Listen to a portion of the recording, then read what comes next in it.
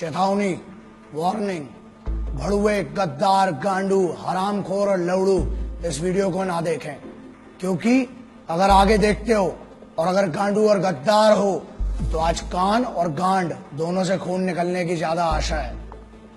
जो इंटेलेक्चुअल्स हैं, जो हाई सोसाइटी के लोग हैं, वो ना देखें। आज तो मिट्टी की कसम है, जो बात करूंगा कड़वी करूंगा, देखना नहीं देखना आपकी मर्जी है।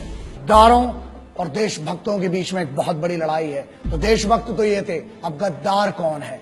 मेरे हिसाब से जो मुझे लगता है, हर वो आदमी, चाहे वो आम आदमी हो, चाहे सिंप साधारण एक जनरल पब्लिक हो, चाहे एक ऑफिसर हो, चाहे वो किसी मीडिया हाउस का बैठा हुआ बॉस हो, चाहे वो किसी बहुत बड़ी ऑर्गेनाइजेशन का सीईओ हो, चाहे वो नेता हो, चाहे मंत्री हो, हर वो आदमी जो इस देश के सिपाही का सम्मान नहीं करता है, उसकी शहादत का सम्मान नहीं करता है, और यहां बैठ के हमारी रोटी खा के अपने नाजायज बाप पाकिस्तान की तरफ से बोलता है, हर वो मादर चोद, हर वो बहन चोद गद्दार है इस देश का, और मेरे लिए वो देशद्रोही है।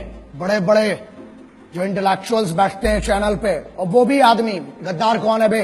जो यहाँ की फैसिलिटी चाहिए, एजुकेशन यहाँ की चाहिए, हमारा टैक्स पर एक भारत के आम जो नॉर्मल बंदा है, जो मेहनत करता है, मिडिल क्लास का आदमी, उसके टैक्स पर तुमको पढ़ाई चाहिए, और तुम उसके बाद चैनल्स पर बैठ के बहरान बानी जैसे मादर चोदों को, टेररिस्ट एक नहीं जितने आएंगे बहन चोद गांड में घुसड़ देंगे, उतनों को मारेंगे मादर चोदों को। समझ में आए बे? उनको जो बैठ के बताते मासूम लोग थे, बहन चोदों पता क्या है तुमको कश्मीर के बारे में बे? अंदर की कंडीशन पता है तुमको? जो गुमराह करते हैं इस देश के बच्चों को, उनको स्कूल कॉलेजेस नहीं जाने देते और अपने लौंडों को विदेश में पढ़ाते हैं। मेरे लिए हर वो मादरचोद, हर वो आदमी गद्दार है जो यहां बैठकर यहाँ की रोटी खाकर, चाहे कहीं पर भी बैठे, किसी भी लेवल का हो, चाहे अंग्रेजी में बोले चाहे हिंदी में बोले, जो भी पाकिस्तान की इस हरकत का और मेरे उन भाइयों को सोते हुए मारा जिन मादरचोदों ने, उनकी तारीफ करने वाला वो हर आदमी गद्दार मादरचोद इस देश का राष्ट्रद्रोही है, गद्दार है, बहनचोद। मैं हमेशा कहता हूं, और मैं ऑपरेशंस जो थे मैं उसके बारे में बात नहीं करना चाहता था। कोई भी ऑनगोइंग ऑपरेशन है, ठीक है, वॉर है, if it is a war zone then there is no problem. तुम हमारे मारोगे, हम तुम्हारे मारेंगे, इक्वालिटी है। युद्ध है, लेकिन यहां पहली बार था कि युद्ध के नियम तोड़े गए, इसलिए बात करना पड़ेगी आज। यार सोते में तुमने हमला किया और सामने से मारो ना बे। तुम्हारी भी इज्जत है, तुम भी सिपाही थे, बहुत पहले इसकी इज्जत कर ली। टेररिस्ट की इज्जत नहीं, सिपाही होते एज अ सोल्जर। मैंने पिछले वीडियो में कहा कि मैं इज्जत करता हूं किसी भी देश का सिपाही हो। अबे तुम क्या बात करते हो बे? तुम तो मुर्दे नहीं अपनाते हो। हमने फिर भी इज्जत की, बोला, तुम्हारी तारीफ की, सबकी तारीफ की, लेकिन अब युद्ध के नियम टूट चुके थे। लाखों ईमेल आए हैं, 7 लाख से ऊपर ईमेल हैं। पूरी टीम पागल हो चुकी है जब से हमला हुआ है कि सर अब कुछ बोलना पड़ेगा, और आज बोलना इसलिए जरूरी है क्योंकि जवाब देना पड़ेगा। कुछ बड़ुओं को अब पता नहीं इनको क्या बोलूं, समझ में नहीं आता, क्योंकि एक वीडियो में मुझसे गलती हुई थी, मैंने कुत्ता बोल दिया था एक आदमी को। उस भड़ुए को कुत्ता बोल के ना मुझे गम हुआ, क्योंकि जब मैंने घर जाके अपने वो 2 शेर देखे ना, कुत्ते देखे, जब घर के देखे वो बच्चे, तब लगा कि यार कुत्ते से तो वफादार कोई होता ही नहीं है। इन हरामियों को मैंने कुत्ता बोल के ना, उस कुत्ते की जात पे मैंने उसकी बेइज्जती कर दी। एक नेता है, एक सांसद है, एक स्पोक्स पर्सन है, उसने एक बात कही। क्या कही वो बहुत जरूरी है, मैं आपके सामने पढ़ के सुनाता हूं। उसने फेसबुक में, ट्विटर में क्या शेयर किया और बेशर्मी से क्या लिखा और क्या कहा, उसका जवाब आज जरूरी है। उरी में मारे गए सारे सैनिक घूस देकर आर्मी में भर्ती हुए थे, अच्छा हुआ साले मारे गए। इस पर इतना हाय तौबा क्यों? भारत माता के लिए बोझ बने हुए थे, आतंकियों ने सही काम किया। इस आदमी ने एक दूसरे इंटरव्यू में, एक और आइटम है, एक और है, उसने क्या कहा? उसने ये कहा कि भारत की तरफ से जो सिपाही मरे उरी में, वो शहादत नहीं है। शहीद कौन हुए? जो पाकिस्तान की तरफ से आए। ऐसा है नेताजी, मादरचोद, हमको भी मौका दो ना, तुमको ऐसा इस टाइप का शहीद करने का, बहनचोद। एक काम कर, सजेशन देता हूं, बहुत गांड में गूदा है ना, बोल मत बहनचोद। एक काम कर, अब तेरे पास जो सिक्योरिटी है ना पुलिस की, उनको हटा और बाहर जाओ, और एक सिपाही के परिवार से जिसका शहीद हुआ है, उरी की छोड़, कभी भी उसके परिवार से जाके जरा बोल। गांड में घुसड़ देंगे तो पूरी तेरी राजनीति जितनी तेरी चल रही है ना। अबे तेरे को शर्म आना चाहिए। देश का माहौल क्या है बे? आज देश गम में डूबा हुआ है और तुम जैसे भड़ुए मादरचोद, तुम लोग बहनचोद इसको अपनी मीडिया बाइट के लिए, अपनी पब्लिसिटी के लिए, तुम्हें पता है क्या दुख देते हो बे तुम। अबे पिछले हजारों बार बोल चुका हूं, कुछ नहीं दे सकते हो तो मादरचोद इज्जत तो दो कम से कम शहीदों को। सुनो बे झाटू, मंत्री है जो तुम्हारा है ना, जो तुम्हारा पद है, तेरा प्रोटोकॉल नहीं पता है, तेरा ना मेरे पास पूरी ज्यादा डिटेल नहीं है, लेकिन सुन, बहुत गांड में कूदा है, तेरे को बहुत चर्बी है ना। मेरे इसी में ईमेल आईडी आता है, मेरी चैनल का एड्रेस आता है, बहनचोद भेज वहां पर अपना एड्रेस भेज और अपना नाम भेज। और तेरे को बहुत गर्मी है ना, अबे फौज ना गांड में नीचे डंडा डालेगी, कान से निकालती बहनचोद। अभी फौज के मर्जी, तुमने फौज के भी मार नहीं देखी है ना, अभी तुमने हमारा सम्मान देखा है बहनचोद। तेरे को बहुत गर्मी है, जो तेरे पास पुलिस का कैडर मिला है ना, तो क्या कहता है कि पुलिस के जो है वो, एक और स्टेटमेंट दिया ना इसी आदमी ने कि सोते रहते हैं, है ना। एक और मादरचोद है दूसरा, वो पुराना वाला भड़ुआ साला जिसको अपन ने पहले भी बात किया था हरामी के बारे में। क्या कहता है कि पुलिस और फौज में वही लोग जाते हैं जो अनपढ़ होते हैं या जिनके घर में कोई 1 रुपए का पढ़ा नहीं होता है, और जो लोग सिर्फ और सिर्फ 10वीं 12वीं बड़ी मुश्किल से पास कर पाते हैं, वो लोग जाते हैं। सुन, अब तेरे को बताता हूं, अबे चूतिए मादरचोद, तेरे को पता भी है फौजी होता कौन है? भारत का राष्ट्रपति, भारत का राष्ट्रपति भवन, हर राज्य का मुख्यमंत्री भवन, हर राज्य का सांसद, पार्षद, विधायक, हर राज्य का डेमोक्रेटिक जितना भी बड़ा आदमी हो, हर राज्य का संविधान, मतलब सुप्रीम कोर्ट हो चाहे हाई कोर्ट हो, उसकी सुरक्षा में हर चौक पे खड़ा हुआ एक पुलिस का सिपाही, हर बड़े एस्टेब्लिशमेंट के सामने संतरी बन के खड़ा हुआ एक सिपाही। अबे तेरी औकात नहीं बहनचोद कि तू उनके बराबर का बन सके। वो इस देश को चलाते हैं। तू अगर इन मंचों पे जाके इतनी बड़ी बड़ी बात कर पा रहा है ना, भोसड़ी के इसलिए कर पा रहा है क्योंकि वहां सिपाही हर चौगड्डे पर तेरे लिए खड़े हो, तेरे जैसे मादरचोदों को इतनी परमिशन दे रखी है। यही प्रॉब्लम है।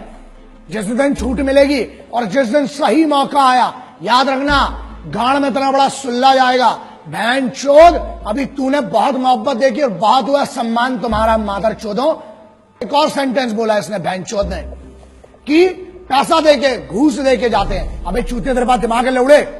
बात एक्सट्रीम इनसेंसिबिलिटी की, शुद्ध भाषा में चूतियापा बोलते हैं ना जिसको, वो ये इन जैसे बहुत बड़े बड़े होशियारों ने जो बड़े बड़े यूनिवर्सिटीज में पढ़ रहे हैं, उनका कहना यह है कि फौज में पैसा देके जाते हैं और सोते हैं और राशन खराब करते हैं, राशन खाते हैं फ्री का, है ना।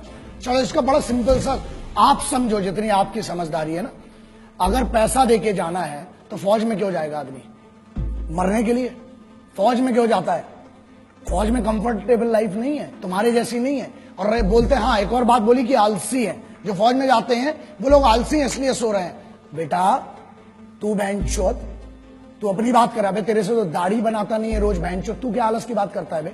एक जगह पे 15 साल से डले हुए तुम जैसे भड़ुए इस देश का राशन खा रहे हो, हमारा टैक्स खा रहे हो, हमारी हर चीज खा रहे हो, उसके बाद बोलते हो बड़ा नेता और यूनियन वाले। बड़ी बात है, तुम जैसे बड़े पदों पे भी जा सकते हैं, लेकिन हमारे लिए पद मैटर नहीं करता बे। इज्जत कमाना अलग बात है, ताकत कमाना अलग बात है। तुम जैसे भड़ुओं की कभी इस देश में इज्जत नहीं होगी। क्यों? क्योंकि इस देश में अगर मंदिर हो, चाहे मस्जिद हो, चाहे गुरुद्वारा हो, चाहे चर्च हो, उसको सुरक्षा कौन देता है? वो है सिपाही। बाहर से जो पाकिस्तान की तरफ से आ रहे हैं वो दुश्मन है, उनसे लड़ना बहुत सरल है। तुम लोग साले जो अंदर गदर मचा के रखी है ना, उसके लिए एकाध में एक दिन बहुत गलत होगा। मैं बहुत कोशिश कर रहा हूं, प्रयास कर रहा हूं कि बचा रहूं, गुस्से में ना आऊं, लेकिन अब लगता है कि अब कुछ ना कुछ, और जिस दिन होगा उस दिन पब्लिकली और बहुत गंदा होगा तुम्हारे साथ।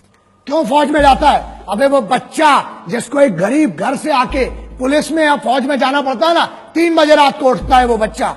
जब बेंचो तुम लोग पार्टी कर रहे होते हो ना वहां पर अपने कॉलेज में, यूनिवर्सिटीज में और अपने बड़े बड़े भवनों के अंदर, बड़ी बड़ी मैस में जब तुम पार्टी करते हो बेंचो दो, अबे तुमको पता भी है सिपाही होता क्या है। क्योंकि सुनो, प्रॉब्लम यह है हमारे देश में, ना एक नेता का लौंडा आज तक सिपाही बना, ना आज तक ये भोसड़ी के जो यूनियन में बैठे हैं, कोई अमीर का लौंडा आज तक सिपाही नहीं बना। कहां गए वो मादरचोद बड़े बड़े अमीर? अबे भोसड़ी के खेल के लिए समय देने वालों को, मैच जीतने वालों को क्या मिलता है? इनाम मिलता है ना। और वहां जो जान अपनी बॉर्डर पे लगाते हैं, -60 50 में वहां लड़ रहा है आदमी, घूस देके गया, चल माना बहनचोद तेरी बात, चल घूस दे के गया बहनचोद, तू दे देना मादरचोद, है गाड़ में दम तेरी, तू जा घूस दे के बहनचोद उधर पे, एक दिन की नौकरी कर मादरचोद। अबे आर्मी की और कमांडोज की छोड़, स्पेशल फोर्सेज की बहनचोद, एक दिन मैं देता हूं चैलेंज, अबे तेरी पूरी जिंदगी की पेमेंट दूंगा इन बड़वे मादरचोद गद्दारों की।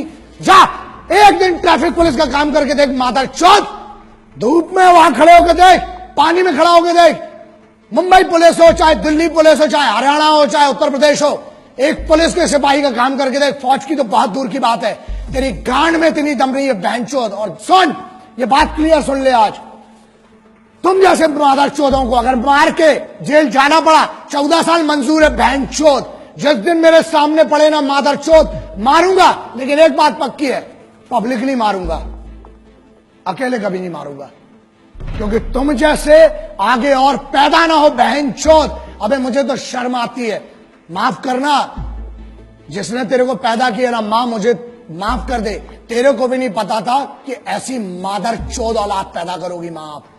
शर्म आती होगी उस मां को भी अपने कोख पे जन्म पे कि ऐसा गद्दार पैदा कर दिया बहनचोद को। सुन मादरचोद, जिस दिन मेरे सामने आया मारूंगा, घसीट घसीट के मारूंगा बहनचोद। और दूसरी चीज, 14 साल होती ना, जमानत तो मिलेगी, आऊंगा तेरे जैसे और मादरचोदों को ढूंढूंगा, फिर मारूंगा बहनचोद, जाऊंगा। 14 साल मंजूर है बहनचोद, क्रांतिकारियों का चेला हूं, जेल भी गया कोई फर्क नहीं पड़ता है, लेकिन तुम जैसे गद्दारों को चुप करके रहूंगा, फिर मारूंगा, फिर जेल जाऊंगा, बाहर आऊंगा, जब जब आऊंगा मारूंगा मादरचोदों। दूसरी बात मुन्ना, हमें रोज सुबह से लेकर रात तक धमकी के कॉल आते हैं, और रही बात हमारी, मादरचोदों इतनी तैयारी के साथ चलते हैं, इतना जखीरा तो खुद लेके चलते हैं बे, इतना असला बारूद, मादरचोदों 1 किलोमीटर तक धुआं धुआं करूंगा जिस दिन मैं मारने पे आया बहनचोद। और ये दम बुलेट प्रूफ गाड़ी की नहीं है बीपी की जिसमें बैठ के घूम रहा हूं, गाड़ी के बाहर आने के बाद भी जगह बोल तू बहनचोद, नाम बता उस जगह का, अकेला आऊंगा मादरचोद, ईमेल कर, फोन नंबर ले मेरा, लिख चैनल पर अपना एड्रेस, आऊंगा मारूंगा बहनचोद घुस के तेरे को। लेकिन सुन, तुम जैसे जितने मादरचोदों सिपाहियों के बारे में, उनकी शहादत के बारे में बोलना बंद करो मादरचोदों, वरना मेरे जैसे बहुत पागल है, एक को काटोगे 1000 खड़े होंगे, हर बार पैदा हुए आगे भी होंगे, मार डालूंगा बहनचोद तुम जैसे एक एक को। हिंदुस्तानियों का स्वाभिमान बहुत बड़ा होता है, अभिमान बहुत होता है अपने में। कैसी बच्चों जैसी बातें कर रहे हो तुम लोग, हाँ समझ में नहीं आएगा, बताता हूं।